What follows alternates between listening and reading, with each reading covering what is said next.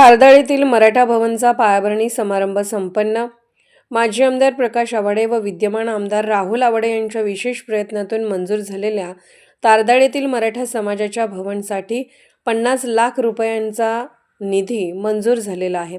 या भव्य मराठा भवनच्या पायाभरणी शुभारंभ आमदार राहुल आवाडे, सुरेश हळवणकर, बाळासाहेब माने यांच्या हस्ते संपन्न झाला.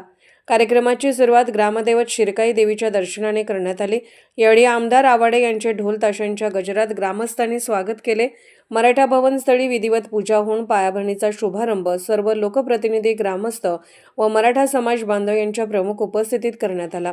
सरपंच सौ पल्लवी पोवार, प्रसाद खोबरे, अंजना शिंदे, सूरज कोळी, माजी सरपंच यशवंत वाणी, प्रकाश खोबरे, भीमराव बन्ने, गुरुकुमार पाटील, डी.पी. भगत, गोगा बांधार, चंद्रकांत तांबवे, जयप्रकाश भगत, नितीन खोजरे, सुरेश पवार, विजय चौगले, सचिन पवार, रणजित पवार, सुरेश भगत, राजू मेंगणे, दीपक पवार, सचिन चौगले, गजानन नलगे, विनोद कोराणे, विकास खोत, प्रवीण पाटील, नयन कांबळे, लक्ष्मी चौगले, विमल पवार, अस्मिता तांबवे, मालूबाई चौगले, पवन शिंदे, गणपती खोत यांच्यासह अनेक मान्यवर, ग्रामस्थ मोठ्या संख्येने उपस्थित होते.